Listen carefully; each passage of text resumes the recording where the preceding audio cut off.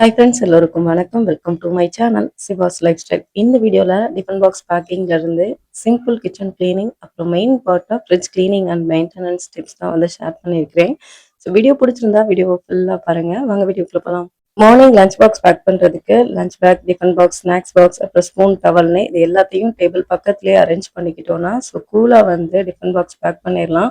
இந்த திங்ஸை வேற ஒரு எதுக்கும் வந்து கொலாபரேட் பண்ணாமல் ஸோ செப்பரேட்டாக யூஸ் பண்ணிக்கும் போது டென்ஷன் இல்லாமல் ஃப்ரீயாக லஞ்ச் பாக்ஸும் பேக் பண்ணிக்கலாம். நெக்ஸ்ட்டு சிம்பிளாக டேபிளையும் வந்து க்ளீன் பண்ணி முடிச்சுட்டு சூர்யா ஸ்கூலில் ட்ராப் பண்ணிட்டு வந்ததுக்கு அப்புறமா தான் க்ளீனிங் ஒர்க் வந்து நெக்ஸ்ட்டு ஸ்டார்ட் பண்ணியிருந்தேன். எந்த ஒரு ஒர்க்கையும் டென்ஷன் இல்லாமல் ஃப்ரீயாக பண்ணிக்கும் போது பர்ஃபெக்டாக அதோட அவுட்புட் கிடைக்கும். கிச்சன் கிளீனிங்ல மெயின் பார்ட்டா இருக்கிறதே இந்த சிங்க்ல இருக்க பாத்திரத்தை வாஷ் பண்றது தான். ஸோ அந்த ஒர்க்கை மட்டும் கம்ப்ளீட் பண்ணிட்டோம்னா நெக்ஸ்ட் கேஸ் ஸ்டவ், கவுண்டர் டாப்னு ஈஸியா வந்து கிளீன் பண்ணி முடிச்சிடலாம். நெக்ஸ்ட் ஃப்ரிட்ஜ் கிளீனிங் தான் ஸ்டார்ட் பண்ணியாச்சு. ஃபர்ஸ்ட் டாப்ல இருக்க திங்ஸ், அப்புறம் கவர்ல இருக்கிற திங்ஸ் எல்லாத்தையும் ரிமூவ் பண்ணிட்டு கவரையும் வாஷ் பண்ணிட்டோம்னா ஸோ அதுக்கப்புறம் ஒன் பை ஒன்னா ஃப்ரிட்ஜ் கிளீனிங்கை ஸ்டார்ட் பண்ணிடலாம்.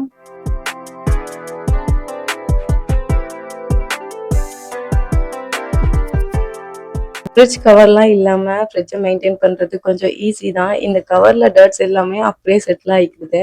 ஸோ அதை கிளீன் பண்றது கொஞ்சம் கஷ்டமா தான் இருக்கு. பட் பார்க்கறதுக்கு கொஞ்சம் ஃபேன்சியா இருக்கேன்னு தான் யூஸ் பண்ணிக்கிட்டு இருக்கேன். நெக்ஸ்ட் ஃப்ரிட்ஜுக்கு உள்ள இருக்க திங்ஸ் எல்லாத்தையும் ரிமூவ் பண்ணிட்டு அப்புறம் உள்ள இருக்க அந்த பார்ட்ஸ் எல்லாத்தையும் நார்மல் விம் பார் வச்சு நம்ம கிளீன் பண்ணி எடுத்துக்கலாம்.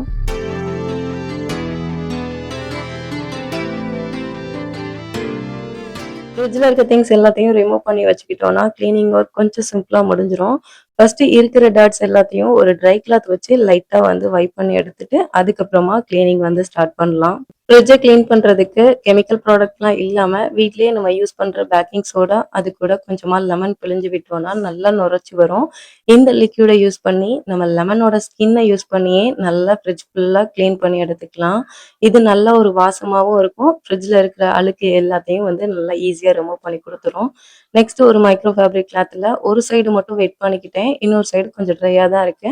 ஃபர்ஸ்ட் வெட்டான கிளாத்தை வச்சு நல்லா எல்லா பக்கமும் நல்லா வைப் பண்ணி எடுத்துட்டு அதுக்கப்புறம் ட்ரையாக இருக்கிற சைடை வச்சு நம்ம க்ளீன் பண்ணிக்கிட்டோம்னா ஈஸியாக முடிஞ்சிடும். இப்போ ஃப்ரிட்ஜில் மெயினாக நம்ம க்ளீன் பண்ணக்கூடிய இடம் பார்த்தா பேக் சைடில் அந்த தண்ணி கலெக்ட் ஆகுற பாக்ஸ் தான். அதை நல்லா க்ளீன் பண்ணி எடுத்துட்டு ஸோ பின்னாடி இருக்க டாட்ஸையும் ஸோ அதே கிளாத் வச்சு நல்லா க்ளீன் பண்ணி எடுத்துக்கிட்டேன் முடிஞ்ச வரைக்கும். ஃப்ரிட்ஜில் உள்ள இருக்க பார்ட்ஸ் எல்லாத்தையும் க்ளீன் பண்ணி சன்ட்ரை பண்ணி வச்சாச்சு. ஒரு 2 ஹவர்ஸ்க்கு அப்புறமா தான் நெக்ஸ்ட் வந்து எல்லாத்தையும் ஃபிட் பண்ணுறதுக்கு ஸ்டார்ட் பண்ணியிருந்தேன். ஃப்ரிட்ஜ் கிளீனிங்கை இந்த மாதிரி மந்த்லி ஒன்ஸ் நம்ம பண்ணிக்கிட்டாலே போதும். ஃப்ரிட்ஜை கிளீனாக ஈஸியாக மெயின்டைன் பண்ணிக்கலாம்.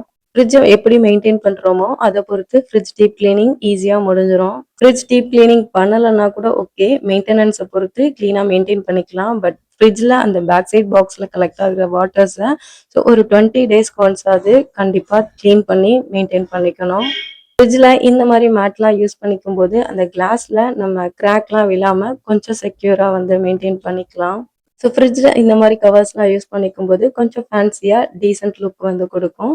ஸோ இதுக்கப்புறம் எல்லா கண்டெய்னர்ஸையும் வந்து அரேஞ்ச் பண்ணிடலாம். ஸோ கண்டெய்னர்ஸ் சூஸ் பண்ணுறதுமே ஒரு ரைட் கண்டெய்னர்ஸாக சூஸ் பண்ணிக்கணும்.